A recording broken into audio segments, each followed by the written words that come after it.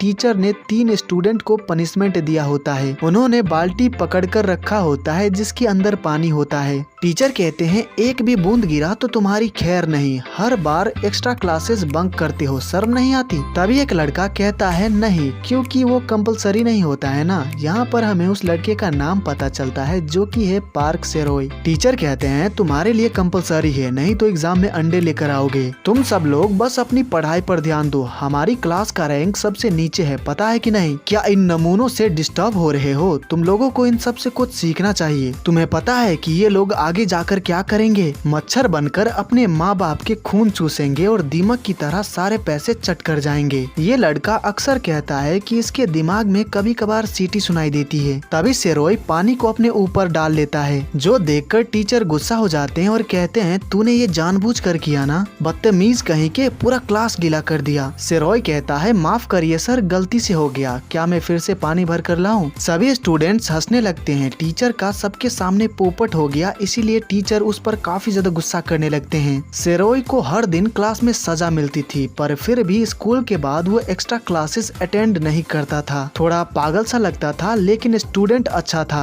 High school में उसका कोई भी दोस्त नहीं था, लेकिन इसके बावजूद भी वो अकेला नहीं था, अपने आप में ही खोया रहता था। मुझे पता भी नहीं चला कि वो मुझे कब अच्छा लगने लगा। अगले हफ्ते वो स्कूल से चला जाएगा, इसीलिए मैं उदास हूँ। मैं उसको अपनी फीलिंग्स बताऊं या फिर नहीं? फिर हमें वो सीन दिखाया जाता है जब वो लड़की जाकर सेरोई से बात करती है। वो सेरोई को चॉकलेट दे रही होती है, जिसके साथ में एक लव लेटर भी होता है। सेरोई चॉकलेट नहीं लेता है और कहता है मुझे मीठा पसंद नहीं है, और वहाँ से चला जाता है। उसके बाद हम देखते हैं सेरोई बस से उतरता है और जल्दी से स्टेशन जाने लगता है। फिर हम सोहा नाम की लड़की को देखते हैं जो कि स्टेशन पर जा रही होती है। तभी एक भिखारी उसका हाथ पकड़ लेता है और उससे पैसे मांगने लगता है। सोहा अपना हाथ छुड़ाती है और वहाँ से जाने लगती है। वो आदमी गिरने वाला होता है, पर सेरोई उसको पकड़ लेता है। फिर सेरोई सोहा के पास आता है और कहता है एक तो तुमने उनको गिराया और बिना माफी मांगे जा रही हो। सोहा कहती है मैंने बस अपना हाथ छुड़ाया था, जाओ जाकर उनसे माफी मांगो, क्योंकि उनको चोट भी लग सकती थी। ये सब करके खुशी मिलती होगी ना,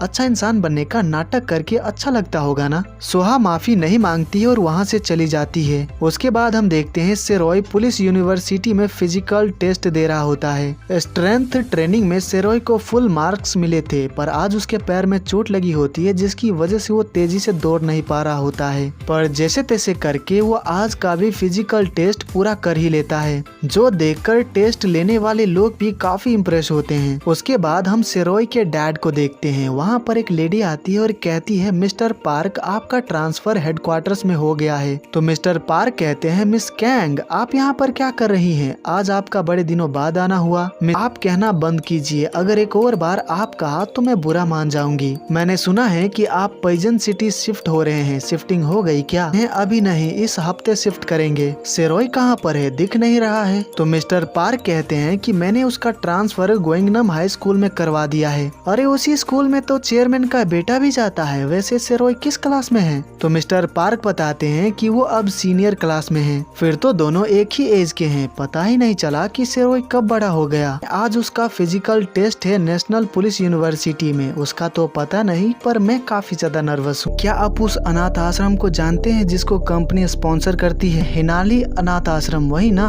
उसका इंचार्ज तो मैं हूँ। मिस कैंग बताती है कि कंपनी अब उस अनाथालय को स्पॉन्सर नहीं करेगी। क्यों नहीं करेंगे? जेंगा इकलौती कंपनी है जो कि उनको खाना देती है। स्पॉन्सरशिप बंद होने के बाद आखिर वो लोग खाएंगे क्या? कौन है वो जिसने ये फैसला लिया है? खुद चेयरमैन ने ये फैसला लिया है। ये सुनकर मिस्टर पार्क हैरान रह जाते हैं और काफी अपसेट भी हो जाते हैं। फिर हम सेरोई को देखते हैं, उसने अपना फिजिकल टेस्ट पूरा कर लिया है। वो ग्राउंड में लेटा होता है और काफी स्माइल कर रहा होता है, क्योंकि उसको बहुत ही अच्छे स्कोर मिले हैं। उसके बाद हम सेरोई को उसके डैड के साथ कार में देखते हैं। मिस्टर पार्क पूछते हैं कि तुम्हारा पैर कैसा है? मैंने फिजिकल टेस्ट पास कर लिया है तो ठीक ही होगा। तुम अपने दोस्तों को छोड़कर जा रहे हो, तुम्हें बुरा लग रहा होगा ना? बुरा क्यों लगेगा, मेरा कोई दोस्त है ही नहीं। मैंने सुना है कि चेयरमैन का बेटा भी तुम्हारे स्कूल में ही पढ़ता है और वो तुम्हारी उम्र का ही है। अच्छा होगा कि तुम दोनों एक ही क्लास में हो। सेरोय उस लड़के का नाम पूछता है तो उसके डैड बताते हैं कि उसका नाम गनवन है। उससे दोस्ती करना जरूरी है क्या? अब कर लोगे तो अच्छा ही रहेगा। सेरोय कहता है अब चेयरमैन का बेटा है तो बनाकर तो रखनी ही होगी ना।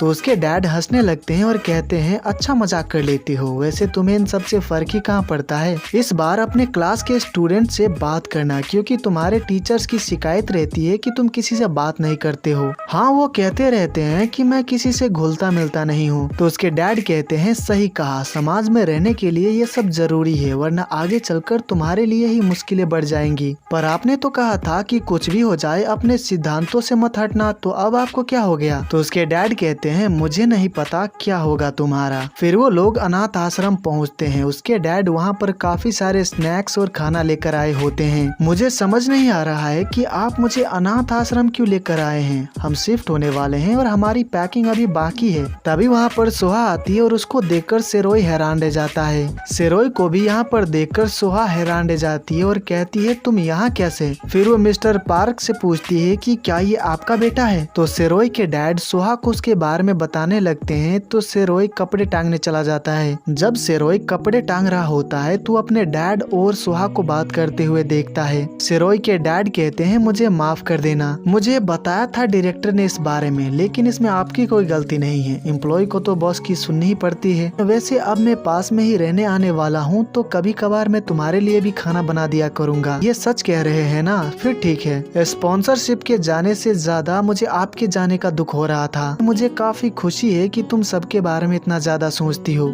वैसे आपका बेटा आपके जैसा तो बिल्कुल भी नहीं है। वो थोड़ा सा अकड़ू और शर्मीला है। सही कहा ना? मैं वो नहीं बोल रही हूँ, दिखने में तो वो काफी हैंडसम लगता है। अच्छा, फिर तो वो मेरा ही बेटा है। वो दोनों काफी ज्यादा हंसने लगते हैं। मिस्टर पार्क से बात करने के बाद सुहा भी आकर कपड़े टांगने लगती है। वो सेरोय को हाय कहती है और ये भी बताती है कि वो उसी स्कूल में पढ़ती है जहाँ पर उसका एडमिशन हुआ है। वो उससे पूछती है कि वो कौन से क्लास में है, पर सेरोय कुछ भी नहीं बोल रहा होता है। तो सुहा कहती है मैं तुमसे दोस्ती करना चाहती हूँ, पर तुम मुझे एटीट्यूड दिखा रहे हो। तुम मुझसे दोस्ती क्यों करना चाहती हो? क्योंकि तुम मिस्टर पार्क के बेटे हो। क्या तुम उनको पहले से जानती हो? हाँ, वो यहाँ 5 साल से आते रहे हैं। वो चेंगा कंपनी में काम करते हैं ना। उनकी ही कंपनी अब तक इस अनाथालय को स्पॉन्सर कर रही थी। सेरोय जानबूझकर कपड़ों का पानी सुहा के ऊपर झाड़ देता है। तो सुहा कहती है गॉड, तुम सच में कितने अजीब हो। स्टेशन वाली बात को लेकर नाराज हो क्या? वैसे नाराज तो मुझे होना चाहिए। सेरोय कहता है जरूरतमंदों की हेल्प करना गलत है क्या? मेरे डैड भी तो तुम सब की यहाँ पर हेल्प कर रहे हैं ना। ये सुनकर सुहा कहती है मैंने गलत समझा तुम्हें, हम दोनों कभी दोस्त नहीं बन सकते। फिर वो वहाँ से जाने लगती है। तो सेरोय कहता है पर ये कपड़े तो तुम यहाँ पर लेकर आई थी ना, तुम्हें हेल्प करने का बहुत ज्यादा शौक है ना, तो खुद ही क्यों नहीं सुखा देते कपड़े। ये सुनने के बाद सेरोय को सुहा के ऊपर गुस्सा आने लगता है कि किस तरह की लड़की है ये। कुछ देर बाद सेरोय और उसके डैड जाने वाले होते हैं तो सेरोय गाड़ी में बैठ जाता है। तो उसके डैड उसको गाड़ी से बाहर आने को कहते हैं ताकि वो सुहा को अच्छे से बाय कह सके, पर वो बाहर नहीं आता है। तो उसके डैड कहते हैं माफ करना, वो ज्यादा किसी से बात नहीं करता है। सुहा कहती है सिर चढ़ गया है, बचपन में ज्यादा प्यार दे दिया होगा आपने। वो दोनों बात कर रहे होते हैं और सेरोय अंदर से सुहा को देख रहा होता है। फिर हमें अगले दिन का सीन दिखाया जाता है। सेरोय नाश्ता बनाता है, फिर अपने डैड के साथ खाने लगता है। आज तुम्हारे स्कूल का पहला दिन है, पर तुमने अब तक नया यूनिफॉर्म भी नहीं लिया है। अगर तुम चाहो तो मैं अभी जाकर तुम्हारे लिए नया यूनिफॉर्म ला देता हूँ। नहीं, रहने दीजिए, आज आपका हेडक्वार्टर्स में पहला दिन है, हम शाम को ले आएंगे। वैसे भी आज मैं यही पुराना ड्रेस पहनकर जा सकता हूँ। सेरोय ने बहुत ही अच्छा खाना बनाया होता है तो उसके डैड उसकी काफी ज्यादा तारीफ करते हैं। उसके बाद जब सेरोय स्कूल जाने के लिए बस स्टॉप पर आता है तो वो वहाँ पर सुहा को देखता है, पर वो उसके सामने नहीं जाता है। तभी सुहा के सामने एक गाड़ी आती है। उस गाड़ी के अंदर एक लड़का बैठा होता है जो कि कहता है चलो आज मेरे साथ चलो। उस लड़के का नाम गनवन है। सुहा कहती है नहीं, मैं बस से चली जाऊंगी, थैंक यू सो मच। बस में क्यों धक्के खाना, आराम से चलो। पर सुहा जाने से मना कर देती है। तभी वहाँ पर बस भी आ जाती है तो गनवन वहाँ से चला जाता है। ये सब कुछ सेरोय भी देखता है। सुहा उस बस में चढ़ जाती है, पर सेरोय उस बस में नहीं जाता है क्योंकि सुहा उसमें है। उसके बाद स्कूल में टीचर सेरोय के साथ क्लास में आते हैं और सबसे कहते हैं कि ये नया स्टूडेंट है, इसके साथ अच्छे से पेश आना। सेरोय क्लास में अपना इंट्रोडक्शन देता है। वो अपना नाम बताता चाहता है और ये भी कि वो एक पुलिस ऑफिसर बनना चाहता है और उसको म्यूजिक सुनना बहुत ज्यादा पसंद है, साथ ही रनिंग करना भी। सेरोय देखता है कि उस क्लास में सोहा भी है, इससे वो सरप्राइज दे जाता है और जब उसको पता चलता है कि वो सोहा के साथ ही बैठने वाला है तो इससे वो और ज्यादा सरप्राइज दे जाता है। वो जाकर सोहा के बगल में बैठ जाता है। वो सोहा से कुछ भी नहीं कहता है, बस चुपचाप बैठा रहता है। तभी क्लास में गनवन आता है और एक लड़के को परेशान करने लगता है, उसको बुली करने लगता है। ये सब देखकर सेरोय को काफी गुस्सा आता है तो वो उसको बचाने जाने लगता है। तो सोहा कहती है बैठ जाओ, क्या ही कर लोगे जाकर, है ये जो हो रहा है गलत है। तो सोहा कहती है तुम्हें इसके बीच में नहीं पड़ना चाहिए, तुम उसे नहीं जानते हो, वो गनवन है तुम्हारे डैड के बॉस का बेटा। अगर तुम उससे पंगा लोगे तो तुम्हारे डैड को भुगतना पड़ेगा,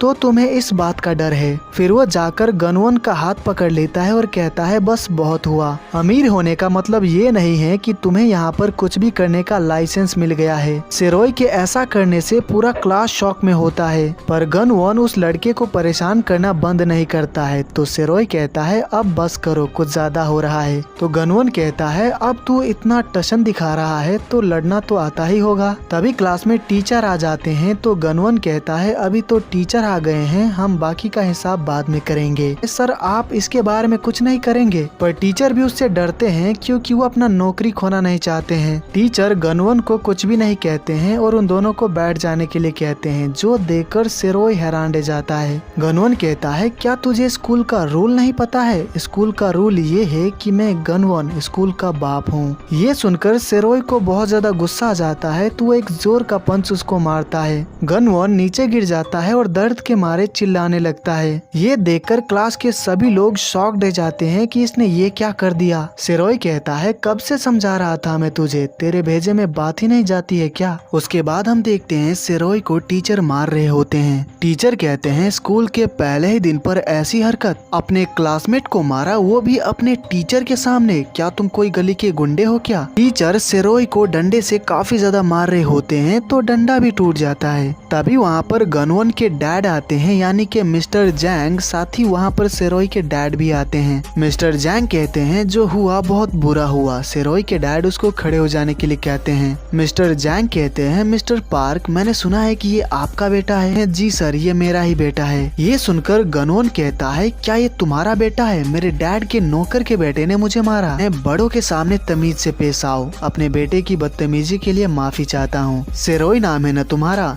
प्रिंसिपल साहब क्या सलूक किया जाए इस लड़के के साथ? प्रिंसिपल कहता है स्कूल के रूल्स के मुताबिक इसको फौरन स्कूल से निकाल दिया जाए और पुलिस आकर तय करेगी कि आखिर इसको क्या सजा देनी चाहिए। मिस्टर जैंग कहते हैं पुलिस को बीच में लाने की कोई जरूरत नहीं है। मिस्टर पार्क और मैं एक दूसरे को बहुत लंबे अरसे से जानते हैं, हम आपस में मामला सुलझा लेंगे। मगर ऐसा है कि रूल्स तो रूल्स होते हैं। प्रिंसिपल साहब आपकी क्या राय है इस बारे में? अगर मैंने इसको माफ कर दिया तो क्या ये इसी स्कूल में पढ़ पाएगा? प्रिंसिपल कहता है हाँ सर, बिल्कुल पढ़ पाएगा। अगर आपने इसको माफ कर दिया तो हम इसको वार्निंग देंगे और इस बात का ध्यान रखेंगे कि ये दोबारा ना हो। मिस्टर जैंग सेरोय से कहता है तो ऐसा है बेटा कि इंसान को गलती का एहसास होना जरूरी है। मैं चाहता हूँ कि घुटनों के बल बैठकर तुम मेरे बेटे से माफी मांगो, तभी मामला सुलझेगा। मेरे बेटे की नाक तोड़ दी तुमने, किसी भी बाप को गुस्सा तो आएगा ही ना। यही एक आसान रास्ता है जिससे मेरे गुस्से की आग बुझ सकती है, वरना बात आगे तक जाएगी। अगर हम कुछ गलत करते हैं तो हमें उसकी सजा जरूर मिलनी चाहिए। मेरे डैड ने हमेशा मुझे यही सिखाया है, पर मेरे डैड ने मुझे ये भी सिखाया है कि अगर कुछ गलत होता है तो उसके खिलाफ आवाज जरूर उठानी चाहिए। मैंने अपने क्लासमेट को बुरी तरह पीटते हुए देखा, टीचर ने भी उसको बचाने के लिए कुछ नहीं किया। मुझे ये सही नहीं लगा, इसीलिए पहले तो मैंने उसको रोका, पर मेरे समझाने पर भी वो नहीं रुका तो मजबूरन मुझे हाथ उठाना पड़ा। मैं ये मानता हूँ कि मैंने टीचर के सामने उसको मारकर बहुत बड़ी गलती की और मुझे मेरे गलती की सजा मिलनी भी चाहिए। पर कुछ भी हो जाए, लेकिन मैं गनवन से माफी बिल्कुल भी नहीं मांगने वाला। जो हुआ उसमें मेरा कसूर नहीं था। तो तुम अपने घुटनों पर नहीं आओगे, स्कूल छोड़ना पड़े तब भी मैं गलत का साथ नहीं दे सकता। मेरे डैड ने मुझे यही सिखाया है, मैं अपने सिद्धांतों के साथ समझौता नहीं कर सकता। मिस्टर जैंग कहते हैं तो फिर बड़ी अफसोस की बात है, तुमने मेरे लिए कोई रास्ता नहीं छोड़ा है। मिस्टर पार्क आप कुछ बोलते क्यों नहीं, इस तरह हाथ पे हाथ धरे खड़े क्यों हैं? मिस्टर पार्क कहते हैं सर ये तो अभी बच्चा है और इसे दुनियादारी की अभी समझ नहीं है। मुझे तो यकीन ही नहीं हो रहा है कि ये मेरा ही बेटा है, मुझे इस पर नाज है। ये वही कर रहा है जो कि उसको सही लग रहा है और उस बात की जिम्मेदारी उठा रहा है। मैं तो बस यही कह सकता हूँ कि मेरा बेटा कोई गलत फैसला ले ही नहीं सकता, मैं इसके साथ हूँ। ये सुनकर सेरोई हैरान रह जाता है क्योंकि उसने बिल्कुल नहीं सोचा था कि उसके डैड ऐसा कहेंगे। पर मिस्टर जैंग और गनवन को ये सुनकर बिल्कुल अच्छा नहीं लगता है। मिस्टर जैंग कहते हैं तुम गलत कर रहे हो, जब हमारी वसूल ही अलग है तो हम साथ में काम कैसे कर सकते हैं। ये सुनकर सेरोई कहता है सर आप ऐसा मत कीजिए। तभी उसके डैड कहते हैं कि मेरा इस्तीफा आपके पास पहुंच जाएगा। ये सुनकर मिस्टर जैंग को अच्छा नहीं लगता है। वो कहते हैं ठीक है यही सही। वहीं सेरोई रोने लगता है क्योंकि वो नहीं चाहता था कि उसकी वजह से उसके डैड की नौकरी चली जाए। उसको काफी गुस्सा भी आ रहा होता है। उसके बाद हम उन दोनों को एक रेस्टोरेंट में बैठा हुआ देखते हैं। उसके डैड कहते हैं वजह चाहे जो भी हो किसी को भी मारना सही नहीं है। तुमने जो किया वो गलत था और तुम्हें उसकी सजा भी मिली। लेकिन डैड आपने बिना गलती के रिजाइन क्यों किया। उसके डैड कहते हैं जैसे तुम्हारे वसूल है ना वैसे भी मेरा भी वसूल है, कुछ पीना चाहोगे। तो सेरोई कहता है मैं नहीं पी सकता क्योंकि मैं अभी एक स्टूडेंट हूँ। स्टूडेंट थे अब नहीं हो। यहाँ पर सेरोई अपने डैड के साथ थोड़ा सा ड्रिंक करता है।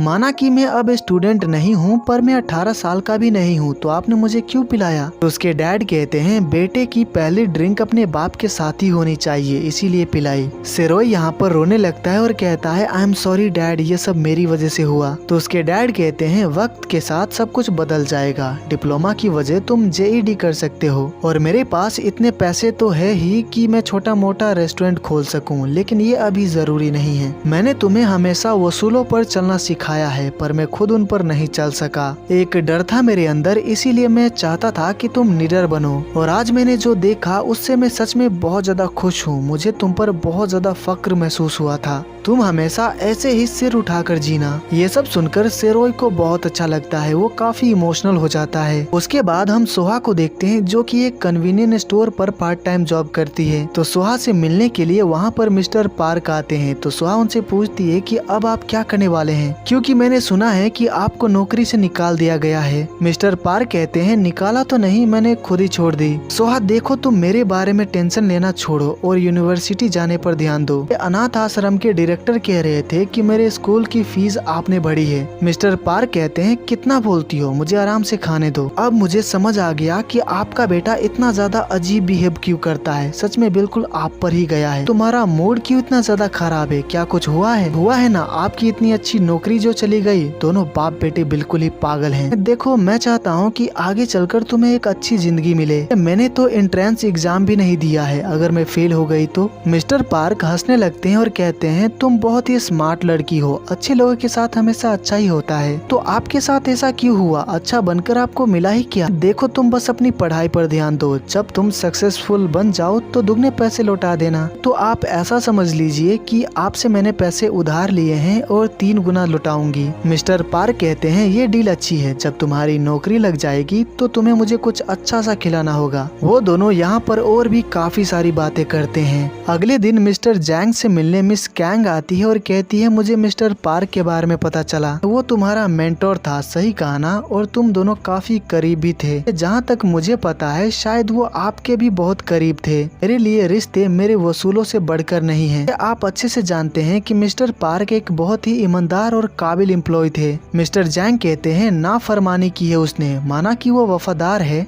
मगर जब वफादार कुत्ता मालिक को काटे तो मालिक उससे मुंह तो नहीं लगाएगा ना। शायद तुम्हें नहीं पता है कि मैं एक सख्त किस्म का इंसान क्यों हूँ। तुम्हारे डैड और मैंने एक छोटी सी पब से स्टार्ट किया था और बहुत ही मेहनत करके चेंगा कंपनी खड़ी की, और इस दौरान मैंने जितने भी फैसले लिए हैं वो सब सही निकले। तुम मेरी बेटी की तरह हो, इसीलिए मेरे फैसले पर शक मत करो। उसके बाद हम सोहा को देखते हैं जो कि कॉलेज जा रही होती है एग्जाम देने के लिए, पर वो अपना वॉलेट और ID कार्ड घर पे ही भूल गई होती है। तो वो बस से उतरती है और वही लाने के लिए घर जाती है। उसके बाद हम सेरोई को जॉगिंग करते हुए देखते हैं। तभी पीछे से सोहा भी दौड़ते हुए आती है। तो सेरोई उससे कहता है तुम्हारा तो आज कॉलेज का इंटरव्यू था ना, तो कहाँ जा रही हो तुम? सोहा कहती है तुम्हें पता है कि मैं कहाँ जा रही हूँ। सेरोई पूछता है तो तुम बस से क्यों नहीं जा रही हो? तो सोहा उसको बताती है कि वो अपना ID कार्ड और वॉलेट भूल गई थी इसलिए। तो तुम अब क्या करोगी? तो सोहा कहती है सवाल करना बंद करोगे? एक तो मैं इतनी ज्यादा परेशान हूँ और ऊपर से तुम्हारे ये सवाल। तो तुम बस का वेट क्यों नहीं कर रही हो? सोहा उसको बताती है कि अगर उसने बस का वेट किया तो वो लेट हो जाएगी,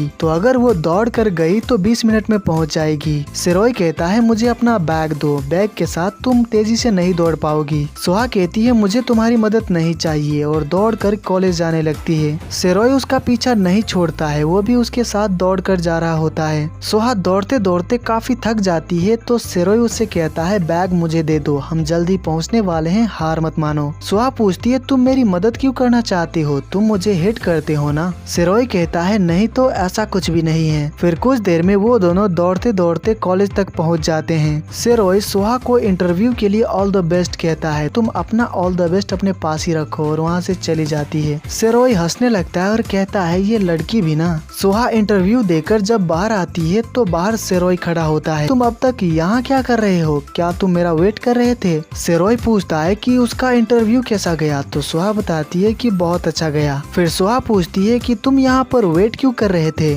सिरोही को जवाब नहीं देता है तो सुहा जाने लगती है। तभी सिरोही कहता है क्या तुम मुझसे दोस्ती करना चाहोगी, मेरे डैड को अच्छा लगेगा। सुहा स्माइल करती है और कहती है हाँ हम दोस्त बन सकते हैं। ये सुनकर सिरोही काफी खुश हो जाता है और स्माइल करने लगता है। उसके बाद वो दोनों एक तालाब के किनारे बैठे होते हैं। सुहा उससे पूछती है कि तुम अचानक मुझसे दोस्ती क्यों करना चाहते थे, तुम तो मुझसे हिट करते हो ना। ऐसा नहीं है, मुझे लगा था कि तुम्हारे दिल में किसी के लिए हमदर्दी नहीं है, पर अब शायद मुझे पता है कि तुम ऐसी क्यों हो। सुहा पूछती है तो क्यों हूँ मैं ऐसी, तो सिरोही कहता है क्योंकि तुम पागल हो। सुहा गुस्से में कहती है तुम्हें पक्का मेरा दोस्त बनना है ना, तुम्हें ना तो हेल्प मांगना पसंद है और ना ही वो लोग जो कि दूसरों से हेल्प मांगते हैं। सुहा कहती है मैं इतनी भी बुरी नहीं हूँ जैसा तुम सोचते हो, बस कभी कभार भूल जाती हूँ कि दुनिया में बहुत सारे लोग हैं जो कि मुझसे भी ज्यादा तकलीफ में हैं। कोई तरस खाए तो पता है कैसा लगता है, ऐसा लगता है कि हम बिल्कुल ही बेचारे हैं, दूसरे के टुकड़ों पर पलने वाले। तो मेरे डैड का क्या उनकी रहम दिली, क्या तुम्हें तरस खाना लगता है। सुहा कहती है नहीं, वो बहुत अलग हैं। वैसे एक बात बताओ कि उस दिन गनवन को मारकर पछतावा हुआ था तुम्हें। गनवन हमेशा से ही गलत काम करता रहा है पर उसको रोकने की हिम्मत किसी में नहीं है, यहाँ तक कि हमारे टीचर्स भी उससे डरते हैं, पर तुमने तो स्कूल के पहले ही दिन उससे पंगा ले लिया। वैसे अच्छा किया तुमने, पर तुम्हें स्कूल से निकाल दिया गया तो क्या ही फायदा। मैं तुम्हारे और तुम्हारे डैड की तरह नहीं जी सकती, मुझे एक अलग लाइफ चाहिए। पर हम इस बारे में क्यों बात कर रहे हैं। सुहा कहती है बस ऐसे ही मन में आया तो बोल दिया। ठंड बढ़ रही है, चलो यहाँ से चलते हैं। सिरोही हिचकिचाते हुए कहता है क्या तुम्हारे पास फोन है, अब हम दोनों दोस्त बन गए हैं तो नंबर तो होना चाहिए ना। सुहा उससे उसका फोन मांगती है तो सिरोही उसको जल्दी से देता है। सुहा फोन में नंबर सेव करने लगती है और कहती है हम दोस्त हैं इसलिए तुम्हें नंबर दे रही हूँ, मुझे लाइक वाइक मत करने लगना, समझे। सिरोही पूछता है पर लाइक क्यों नहीं कर सकता, क्योंकि तुम्हारे जैसा अकड़ू लड़का अच्छा बॉयफ्रेंड नहीं बन सकता, समझ गए ना, इसीलिए मुझसे कोई प्यार व्यार मत करना। सिरोही कहता है अब ये कोई कैसे जान सकता है कि लाइफ में आगे क्या होने वाला है, तुम काफी कूल हो और काफी सुंदर भी। इतना कहकर वो वहाँ से चला जाता है। ये सुनकर सुहा एकदम सरप्राइज्ड रह जाती है और स्माइल करने लगती है। उसके बाद हम सिरोही को उसके डैड के साथ देखते हैं। उसके डैड ने ये जगह भाड़े पर ले लिया है ताकि यहाँ पर अपना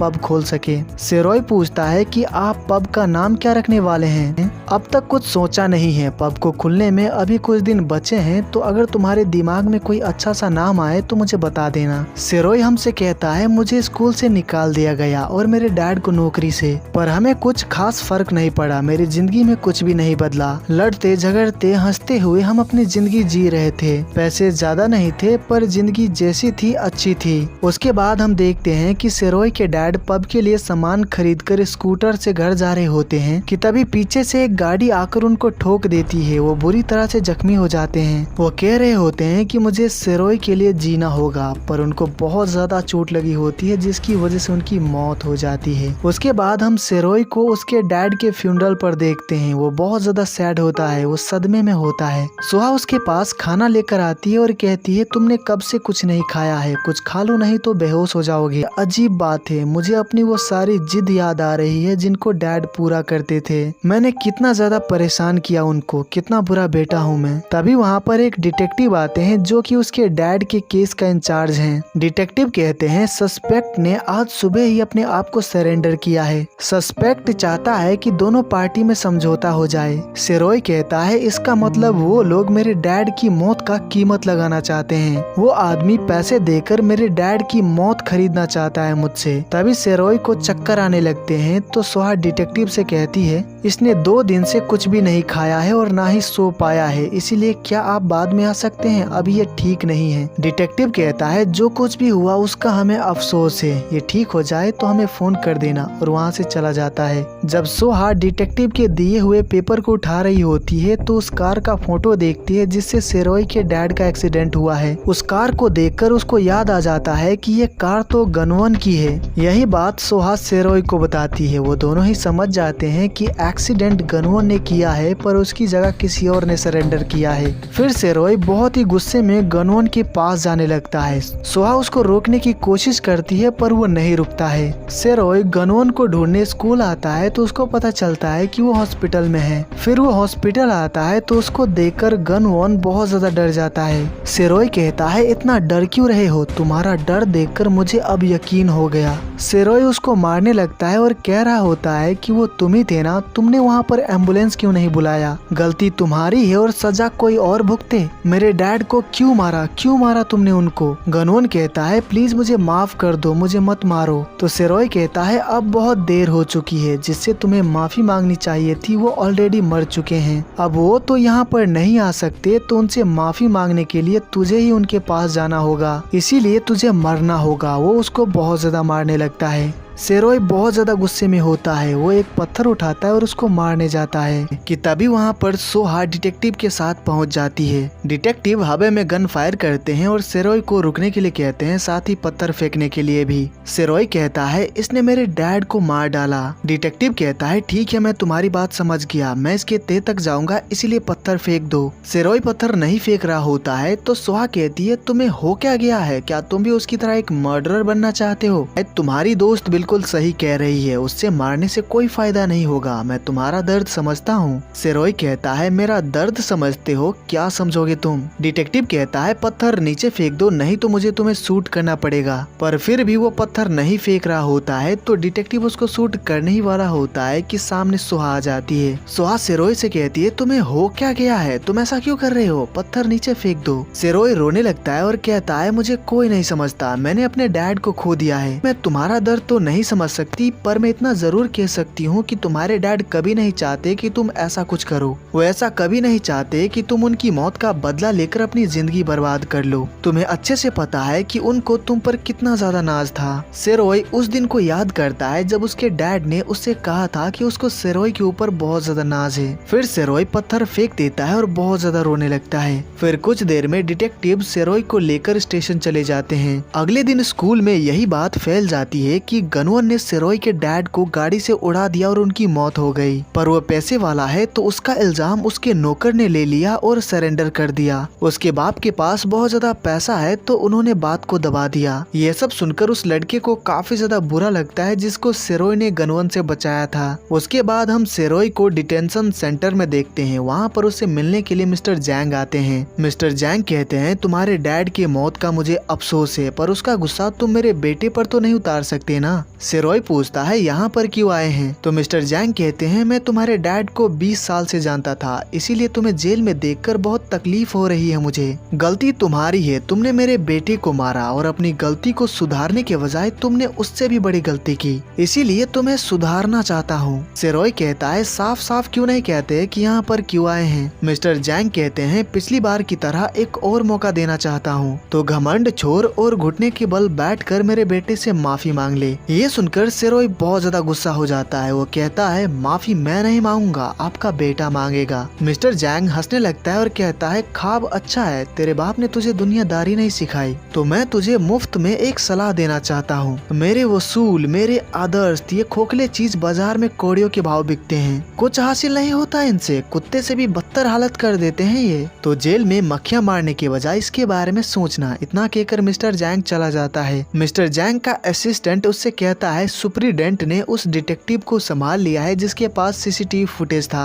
सरकारी वकील को भी हमने पैसे खिलाकर अपनी तरफ कर लिया है। मिस्टर जैंग कहता है तुमने एक लड़की के बारे में बताया था जिसने गनवन के कार के बारे में बताया था। असिस्टेंट कहता है उसका नाम सोहा है और वो आपके बेटे की क्लासमेट है और उस अनाथ आश्रम में बड़ी हुई है जिसको हम स्पॉन्सर किया करते थे। हमने ये कबूल तो कर लिया है कि गाड़ी हमारी है, पर गाड़ी गनवन नहीं चला रहा था बल्कि गाड़ी हमारा माली चला रहा था। उस लड़की की गवाही हमारा कुछ नहीं बिगाड़ सकती, इसीलिए आप टेंशन मत लीजिए। मिस्टर जैंग कहते हैं वो पार्क सेरोय की दोस्त है ना, उससे कहो कि वो मुझसे आकर मिले। उसके बाद हम देखते हैं सोहा मिस्टर जैंग से मिलने आई होती है। मिस्टर जैंग कहता है तुम्हारा चेहरा जाना पहचाना लग रहा है, मुझे लगता है कि हम अनाथ आश्रम में मिले थे। क्या तुम गनवन की दोस्त हो? तो सोहा कहती है नहीं, हम बस क्लासमेट हैं। तो मिस्टर जैंग पूछता है क्या तुम सेरोय की दोस्त हो? तो सोहा हाँ कहती है। हमारी कंपनी एक फाउंडेशन चलाती है तो हम तुम्हारे रहने का और पढ़ाई का खर्चा उठाना चाहते हैं, कोई एतराज तो नहीं है? सोहा कहती है मेरे पास पैसे हैं। तो मिस्टर जैंग कहते हैं पर उतने तो नहीं होंगे ना जिनसे तुम अपना पर्सनल खर्चा भी उठा सको। सोहा कहती है तो बदले में मुझे क्या करना पड़ेगा? क्या मुझे सेरोय के खिलाफ गवाही देनी पड़ेगी? नहीं, ऐसा कुछ भी नहीं है, मेरा मकसद बस तुम्हारा भला करना है, मुझे गलत मत समझो। तुम वही बोलो जो तुमने देखा है। तभी वहाँ पर गनवन आ जाता है अपने डैड से कुछ बात करने के लिए। तो मिस्टर जैंग सोहा को वहाँ से चले जाने को कहते हैं। सोहा जा रही होती है तो मिस्टर जैंग कहते हैं अगर मैं सच में तुम्हें सेरोय के खिलाफ गवाही देने को कहता तो क्या तुम ऐसा करती? ये सुनकर सोहा सोच में पड़ जाती है, वो कुछ भी जवाब नहीं देती है। तो मिस्टर जैंग कहते हैं मैं तो बस मजाक कर रहा था। फिर सोहा चली जाती है। गनवन अपने डैड से पूछता है कि आपने सोहा को यहाँ पर क्यों बुलाया था? तुम्हें यहाँ पर नहीं होना चाहिए, हॉस्पिटल जाओ। गनवन कहता है उसे छोड़ दीजिए, पार्क सेरोय को जेल से रिहा करवा दीजिए। ये सब मेरी वजह से हुआ है, उसके डैड मेरी वजह से मर गए, मैंने सारी सेटिंग कर दी है। तुम्हारी जुर्म की सजा किसी और को मिलने वाली है, हमारे घर के मालिक को।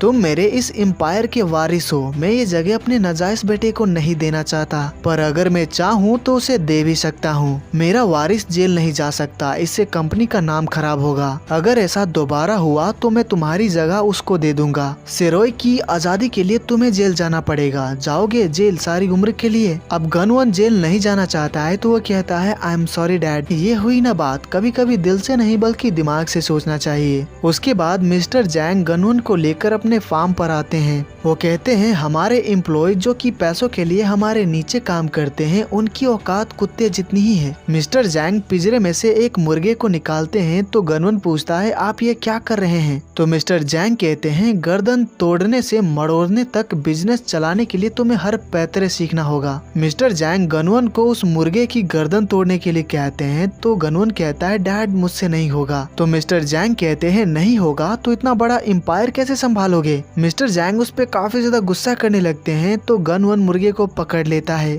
पार्क सेरोय एक मर्द का बच्चा है, उसके सामने तो तुम उसके आधे भी नहीं लगते हो, पर औकात में वो तुम्हारे जूते की बराबर भी नहीं है। अरे कैसे इंसान हो तुम, 2 बार उससे मार खाने के बाद भी उस पे रहम कर रहे हो। मैं ये बात कैसे बर्दाश्त कर लूं? सोचो कि ये मुर्गा पार्क सेरोय है। अगर तुम सच में मेरे बेटे हो और चेंगा कंपनी की मालिक बनना चाहते हो तो एक झटके में इसकी गर्दन तोड़ दो, रहम करोगे तो भूखे मरोगे। मिस्टर जैंग उस पर बहुत ज्यादा गुस्सा कर रहे होते हैं तो गनवन जैसे तैसे करके उस मुर्गे की गर्दन तोड़ ही देता है। उसके बाद हमें सेरोय का ट्रायल दिखाया जाता है। जज कहते हैं तमाम गवाहों को सुनने के बाद विक्टिम की हालत और मुलजिम के हाथों में जो हथियार था इससे साफ जाहिर होता है कि मुलजिम उसको जान से मारना चाहता था। ना मुलजिम अपनी गलती मान रहा है और ना ही उसको अपने किए पर पछतावा है, जबकि जो कुछ भी हुआ उसकी गलतफहमी की वजह से ही हुआ। इसीलिए क्रिमिनल लॉ आर्टिकल 254 के तहत मुलजिम को 3 साल की सजा सुनाई जाती है। उसके बाद जब ऑफिसर सेरोय को उसके सेल में छोड़कर चले जाते हैं तो वहाँ पर जो कैदी होते हैं वो लोग सेरोय से कहते हैं कि घुटनों के बल बैठकर हमारे बॉस को सलाम कर, पर सेरोय ऐसा करने से मना कर देता है तो वो लोग उसको बहुत ज्यादा मारते हैं। उसके बाद जब सोहा सेरोय से मिलने के लिए आती है तो उसके चेहरे पर चोट का निशान देखकर वो उससे पूछती है कि ये कैसे हुआ, पर सिरोय उसको नहीं बताता है। सिरोय कहता है तुम इतने दूर से मुझसे मिलने आई, मुझे काफी अच्छा लगा। सुहा उसको बताती है कि वो यूनिवर्सिटी के लिए सिलेक्ट हो गई है। ये सुनकर सिरोय को काफी खुशी होती है, पर जब वो उसको ये बताती है कि चेंगा कंपनी पढ़ाई के लिए उसको स्कॉलरशिप दे रही है, ये जानकर सिरोय हैरान रह जाता है। सुहा कहती है क्योंकि मैं वहाँ पर पुलिस को लेकर गई थी और जो देखा मैंने वही कहा था।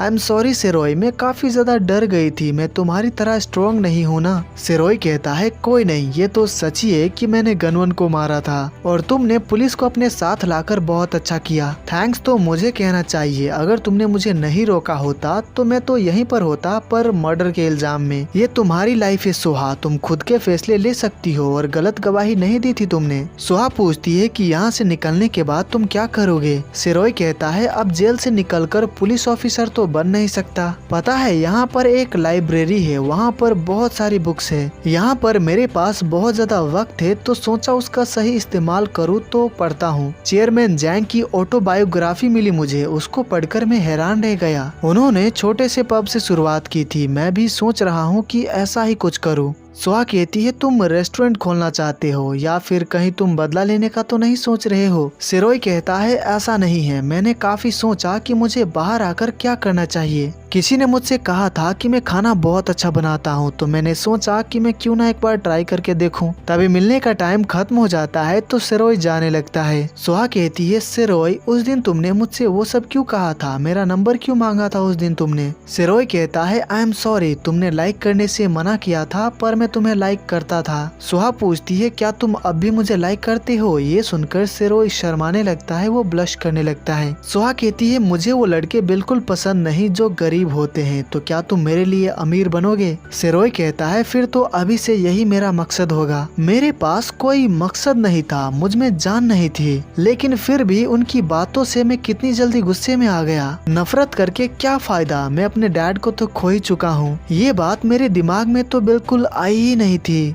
बदला लेना है, इस एक शब्द ने जैसे मुझे जीने का एक मकसद दे दिया है और अब मैं यहाँ से निकलने को बेताब हूँ। अब यहाँ से 2 साल बीत जाते हैं। हम सिरोय को देखते हैं जो कि अब जेल से रिहा हो चुका है। जेल से निकलने के बाद वो एक रेस्टोरेंट में आता है, वहाँ पर वो टोफू स्टू खाता है और ड्रिंक भी करता है। यहाँ से कई दिन बीत जाते हैं। हम सिरोय को देखते हैं जो कि एक्सरसाइज कर रहा होता है और उसके आसपास काफी सारे पेपर रखे होते हैं क्योंकि सिरोय मिस्टर जैंग और उसकी कंपनी के बारे में पता कर रहा है। उसके बाद सिरोय जब बस से सियोल जा रहा होता है तो वो उस लेटर को पढ़ने लगता है जो कि सुहा ने उसको भेजा था। सुहा ने लिखा होता है सॉरी, इससे पहले मैंने तुम्हें लेटर नहीं लिखा। तुम वहाँ पर इतनी मुश्किल हालात से गुजर रहे थे ना, तो मुझे समझ नहीं आ रहा था कि मैं तुमसे क्या पूछूं और क्या कहूँ। अगर मैं पूछती कि कैसे हो तो तुम्हारा यही जवाब आता कि टेंशन मत लो, मैं बिल्कुल ठीक हूँ। मैं उम्मीद करती हूँ कि तुम सच में ठीक हो और मैं तुम्हें काफी मिस भी कर रही हूँ। वैसे अब मैं इटेवॉन में रहने लगी हूँ, समझ नहीं आ रहा है कि आगे क्या लिखूं, तो चलो मैं तुम्हें इसी शहर के बारे में कुछ बताती हूँ। क्या तुम पहले यहाँ पर आ चुके हो। पता है हर साल 31 अक्टूबर को यहाँ पर अमेरिका का एक फेस्टिवल मनाया जाता है। लोग अजीब से कॉस्ट्यूम पहनते हैं और फनी मेकअप भी करते हैं, शायद इसलिए ताकि बुरी आत्माएं उनके पास ना आए, और इस दिन का नाम है हैलोवीन डे। हर साल इटेवॉन में बहुत सारे लोग आते हैं हैलोवीन मनाने के लिए। वैसे इस फेस्टिवल के बिना भी इटेवॉन एक दिलचस्प जगह है। पता है यहाँ पर लोग बहुत ज्यादा खुश रहते हैं। यहाँ पर तो वॉक करने में भी मजा आता है, ऐसा लगता है कि पूरी दुनिया इस गली में समा गया हो। मुझे इस जगह से प्यार हो गया है और जब भी मैं इस गली में आती हूँ तो मुझे तुम्हारी बहुत याद आती है। वो पहाड़ जिस पर हम इंटरव्यू वाले दिन साथ में भागे थे, और वो तालाब जहाँ पर तुमने मुझसे मेरा नंबर मांगा था, और हाँ वो तुम्हारी साई स्माइल, मुझे सब कुछ बहुत याद आता है। आई होप कि मैं तुमसे जल्द ही मिलूंगी। तब तक अपना ख्याल रखना और खुश रहना, तुम्हारी सुहा। सिरोय इटेवॉन की गलियों में घूम रहा होता है कि तभी एक लड़की आकर उसको हक कर लेती है। इससे वो शॉक्ड हो जाता है। वो लड़की अपना मास्क हटाती है तो उसको पता चलता है कि वो तो सुहा है। सुहा सिरोय को देखकर बहुत ज्यादा खुश होती है। सिरोय भी काफी खुश होता है। सुहा उससे पूछती है कि वो बाहर कब आया, तो सिरोय उसको बताता है कि कुछ दिन हो चुके हैं। उसके बाद वो दोनों एक पब में आकर साथ में ड्रिंक करने लगते हैं कि बाहर आने के बाद तुमने क्या किया। सिरोय सिरोही कहता है कुछ खास नहीं, बस कुछ तैयारियां की। तुम बताओ, तुम तो अब कॉलेज जाती होगी ना। सुहा कहती है हाँ, और अगले साल से मैं जॉब भी करने वाली हूँ, मैं चेंगा कंपनी में काम करूंगी। वैसे तुम पब खोलने वाले थे ना, उसकी तैयारियां हो रही है? हाँ, सोच तो रहा हूँ। तो सुहा उससे पूछती है कि कहाँ पर खोलने वाले हो। सिरोही कहता है अभी कुछ पक्का नहीं है, मैं अभी काफी सारी जगह देख रहा हूँ, वैसे ये जगह भी काफी अच्छी है। सुहा पूछती है कि वो कब शुरू करने वाला है। तो सिरोही बताता है कि वो 7 साल बाद शुरू करने वाला है। ये सुनकर वो शॉक्ड जाती है, लेकिन 7 साल कुछ ज्यादा ही टाइम नहीं हो गया? तब तक तुम क्या करने वाले हो? सिरोही बताता है कि वो डीप सी फिशिंग करने वाला है। ये सुनकर वो फिर से हैरान रह जाती है। जेल से आने वाले को इतनी आसानी से डीप सी फिशिंग नहीं करने दी जाती है, बहुत ही मुश्किल से मुझे इसकी सर्टिफिकेट मिला है। सुहा पूछती है कि तुम्हें डीप सी फिशिंग क्यों करनी है? मेरा ग्रेजुएशन पूरा नहीं हुआ है तो मेरे पास कैरियर ऑप्शन ज्यादा नहीं है। जब तुम जेल में थे तो तुमने अपने डैड का स्टोर बेचा था और उसके इंश्योरेंस के पैसे भी तुम्हें मिले थे।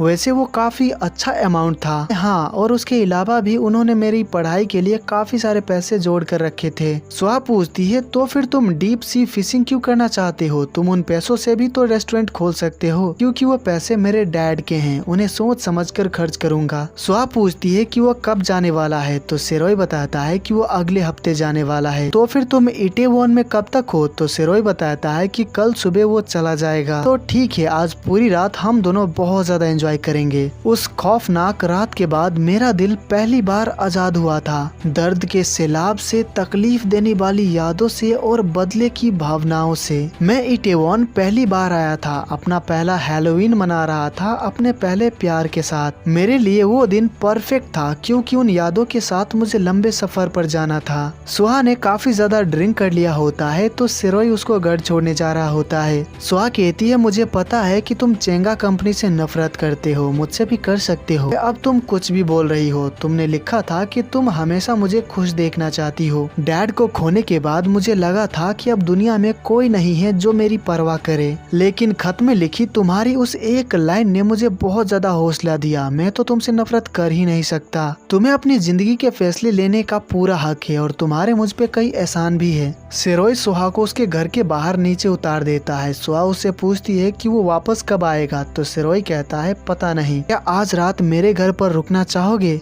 तो सिरोही कहता है अब तक मैं अमीर नहीं बना हूँ। फिर सुहा उसको बाय कहती है और अंदर चली जाती है। सिरोही वहाँ से जाने लगता है तो सुहा बाहर आती है और कहती है अपना ध्यान रखना। फिर सिरोही चला जाता है। एक हफ्ते बाद सिरोही डीप सी फिशिंग के लिए निकल जाता है। अब यहाँ से 7 साल बीत जाते हैं। हम सुहा को देखते हैं जो कि अब चेंगा कंपनी में काम करती है। चेंगा कंपनी एक नया पब खोलने वाली है, उसी के बारे में सुहा प्रेजेंटेशन दे रही होती है और सबको प्रेजेंटेशन काफी अच्छा भी लगता है। प्रेजेंटेशन के बाद सुहा इटावान जा रही होती है तो वो हमसे कहती है मैं अब 29 साल की हो चुकी हूँ। हैलोवीन के बाद से ही सिरोही से मिलना हुआ ही नहीं। 7 साल काफी लंबा अरसा होता है। अब उसकी यादें भी धुंधली पड़ने लगी थी। सुहा एक स्टोर को देखती है और कहती है अब तक तो इसको किसी ने रेंट पर ले लिया होगा, और यहीं पर उसकी मुलाकात सिरोही से होती है। सिरोही को वहाँ पर देखकर सुहा समझ जाती है कि उसने ही रेंट पर लिया होगा। सिरोही कहता है तुम तो बिल्कुल भी चेंज नहीं हुई हो। सुहा को याद आता है कि सिरोही ने कहा था कि वो 7 साल बाद अपना रेस्टोरेंट खोलने वाला है। सुहा हमसे कहती है एग्जैक्ट 7 साल हो चुके हैं और यहाँ पर एक दुकान की रेंट 200 मिलियन वॉन है। उस वक्त इस 22 साल के लड़के का प्लान मुझे काफी फनी लगा था, पर सिरोही ने ये कर दिखाया, मतलब कि उसने सोच समझकर पूरी प्लानिंग की थी।